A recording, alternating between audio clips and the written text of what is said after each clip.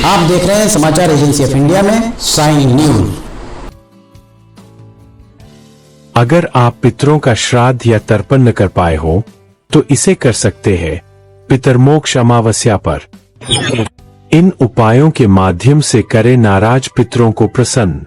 आप देख, सुन और पढ़ रहे हैं समाचार एजेंसी ऑफ इंडिया की साइन न्यूज के धर्म प्रभाग में विभिन्न जानकारियों के संबंध में। सनातन धर्म में पितर पक्ष का महत्व सबसे अधिक है। इस महीने में मनुष्य के द्वारा अपने पूर्वजों को श्रद्धा पूर्वक याद किया जाता है। इस पक्ष को श्राद्ध पक्ष के नाम से भी जाना जाता है। पितर पक्ष में पितरों का श्राद्ध और तर्पण किया जाता है। धार्मिक मान्यताओं के अनुसार पितर पक्ष के दौरान पितर संबंधित कार्य करने से पितरों को मोक्ष की प्राप्ति होती है। इस पक्ष में विधि विधान से पितर संबंधित कार्य करने से पितरों का आशीर्वाद प्राप्त होता है। पितर पक्ष की शुरुआत भाद्र मास में शुक्ल पक्ष की पूर्णिमा तिथि से होती है। आश्विन मास के कृष्ण पक्ष की अमावस्या तिथि तक पितर पक्ष रहता है। इस साल 2 अक्टूबर 2024 को पितर पक्ष का समापन हो जाएगा। 16 दिनों से चल रहे श्राद्ध पक्ष का समापन सर्वपितर या पितरमोक्ष अमावस्या को होता है। यदि किसी ने अपने पितरों की तिथि को श्राद्ध न किया हो तो इस अमावस्या को कर सकते हैं।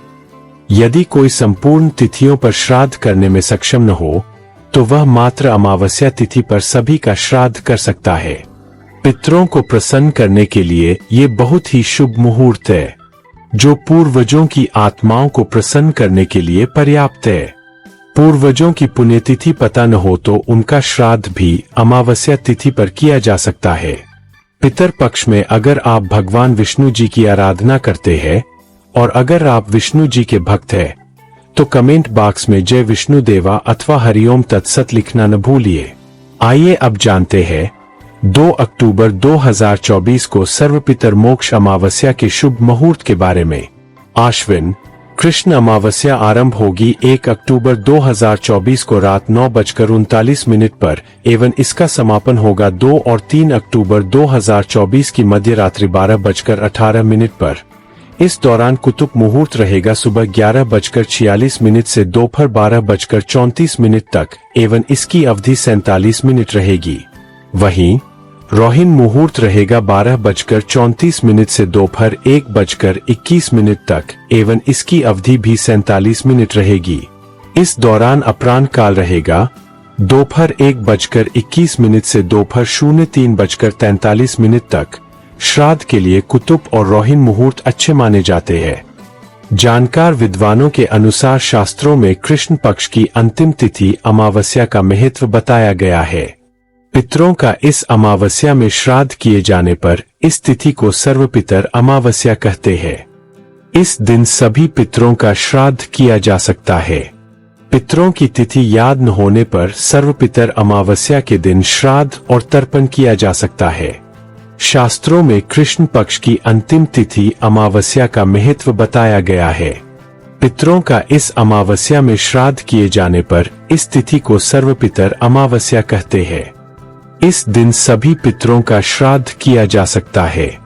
पितरों की तिथि याद न होने पर सर्वपितर अमावस्या के दिन श्राद्ध और तर्पण किया जा सकता है। यह मोक्षदायिनी अमावस्या 2 अक्टूबर को है। मान्यता है कि अंतिम दिन सर्वपितर अमावस्या को पितर अपने धाम लौट जाते हैं।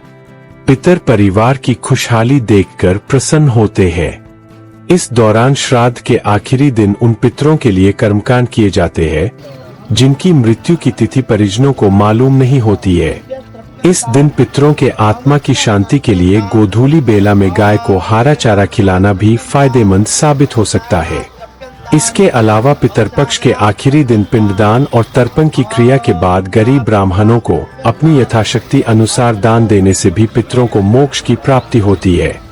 संध्या के समय 2, 5 या 16 दीप भी जलाने चाहिए। आइए अब जानते हैं श्राद्ध विधि के बारे में। किसी सुयोग्य विद्वान ब्राह्मण के जरिए ही श्राद्ध कर्म, पिंडदान, तर्पण करवाना चाहिए। श्राद्ध कर्म में पूरी श्रद्धा से ब्राह्मणों को तो दान दिया ही जाता है, साथ ही यदि किसी गरीब जरूरतमंद की सहायता भी आप कर सके तो बहुत पुण्य मिलता है। इसके साथ साथ गाय, कुत्ते, कौए आदि पशु पक्षियों के लिए भी भोजन का एक अंश जरूर डालना चाहिए। यदि संभव हो तो गंगा नदी के किनारे पर श्राद्ध कर्म करवाना चाहिए। यदि यह संभव न हो तो घर पर भी इसे किया जा सकता है। जिस दिन श्राद्ध हो उस दिन ब्राह्मणों को भोज करवाना चाहिए। भोजन के बाद दान दक्षिणा देकर भी उन्हें संतुष्ट करें। श्राद्ध पूजा दोपहर के समय शुरू करनी चाहिए। योग्य ब्राह्मण की सहायता से मंत्रोच्चारण करें और पूजा के पश्चात जल से तर्पण करें। इसके बाद जो भोग लगाया जा रहा है उसमें से गाय, कुत्ते, कौवे आदि का हिस्सा अलग कर देना चाहिए। इन्हें भोजन डालते समय अपने पितरों का स्मरण करना चाहिए। मन ही मन उनसे श्राद्ध ग्रहण करने का निवेदन करना चाहिए। अब जानिए नाराज पितरों को खुश करने के उपाय। पितरों का तर्पण किया जाना चाहिए।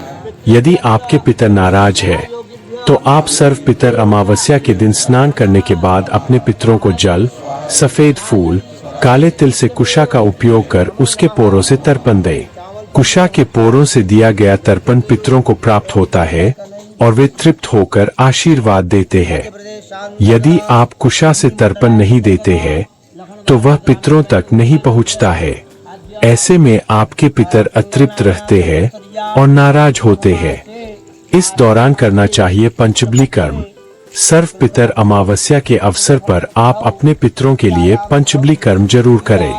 इसमें आपको भोजन बनाकर उसका कुछ अंश कौआ, गाय, कुत्ता आदि को खिलाना चाहिए। धार्मिक मान्यताओं के अनुसार पितरों को भोजन का अंश कौआ, गाय, कुत्ता आदि के माध्यम से उन तक पहुंचता है। उसे पाकर वे तृप्त होते हैं और प्रसन्न रहते हैं। इस दौरान पितर देव अरेमा की पूजा और पितर सूक्त पाठ जरूर करना चाहिए। नाराज पितरों को खुश करने के लिए आपको पितरों के देव अरेमा की पूजा करनी चाहिए। उसके बाद पितर सूक्त का पाठ करना चाहिए। इससे पितर खुश होते हैं और अपनी संतान को खुशहाली का आशीर्वाद देते हैं। इस दिन अन्न दान करना चाहिए। पितर ऋण या पितर दोष से मुक्ति के लिए आपको सर्व पितर अमावस्या के दिन अन्न का दान जरूर करना चाहिए। अन्न का दान करने से पितर तृप्त होते हैं और खुश होकर आपकी उन्नति का आशीर्वाद देंगे। गरुड़ पुराण और प्रेत मंजरी के अनुसार अमावस्या के दिन पितरों को खुश करने के लिए आप उनके नाम से गाय का दान कर सकते हैं। गाय दान करने से पितर वैतरणी नदी पार करने में सफल होते हैं। वे कष्टों से मुक्ति पाते हैं। सर्व पितर अमावस्या के 10 रहस्य जो आपको शायद ज्ञात नहीं हो। सर्व पितर अमावस्या पितरों को विदा करने की अंतिम तिथि होती है। 15 दिन तक पितर घर में विराजते हैं और हम उनकी सेवा करते हैं। फिर उनकी विदाई का समय आता है।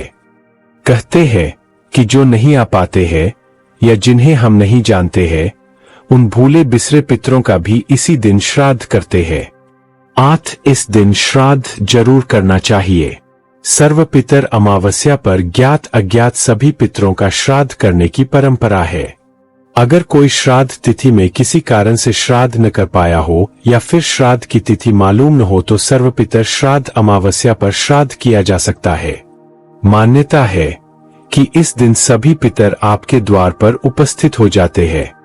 सर्व पितर अमावस्या पर पितर सूक्तम पाठ, रुचिकृत पितर स्तोत्र, पितर गायत्री पाठ, पितर कवच पाठ, पितर देव चालीसा और आरती, गीता पाठ और गरुड़ पुराण का पाठ करने का अत्यधिक महत्व है। सर्व पितर अमावस्या पर तर्पण, पिंडदान और ऋषि देव एवं पितर पूजन के बाद पंचबली कर्म करके 16 ब्राह्मणों को भोजन कराया जाता है या यथाशक्ति दान किया जाता है। शास्त्र कहते हैं कि पुन्ना मनरका त्रायते इति पुत्र। इसका अर्थ होता है कि जो नरक से त्राण रक्षा करता है वही पुत्र है।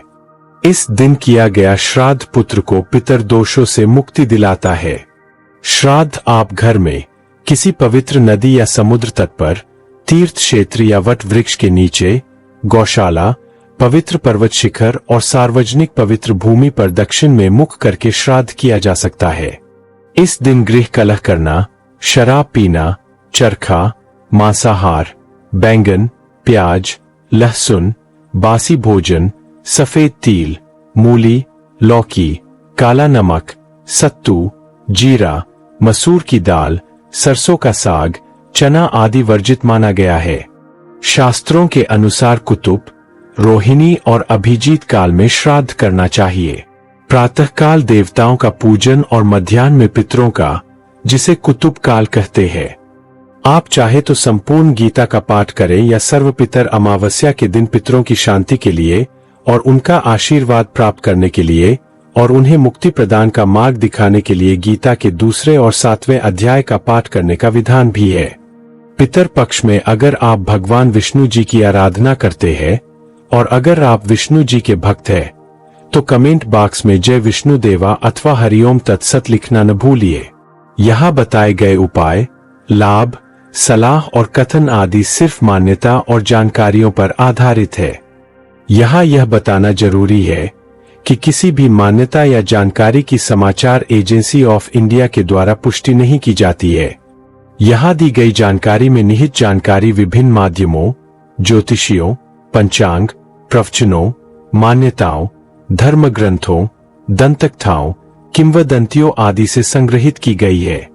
आपसे अनुरोध है कि इस वीडियो या आलेख को अंतिम सत्य अथवा दावा न माने एवं अपने विवेक का उपयोग करें। समाचार एजेंसी ऑफ इंडिया पूरी तरह से अंधविश्वास के खिलाफ है। किसी भी जानकारी या मान्यता को अमल में लाने से पहले संबंधित विशेषज्ञ से सलाह लें। अगर आपको समाचार एजेंसी ऑफ इंडिया में खबरें आदि पसंद आ रही हो तो आप इसे लाइक, शेयर व सब्सक्राइब अवश्य करें। हम नई जानकारी लेकर फिर हाजिर होंगे, तब तक के लिए इजाजत दीजिए। जय हिंद।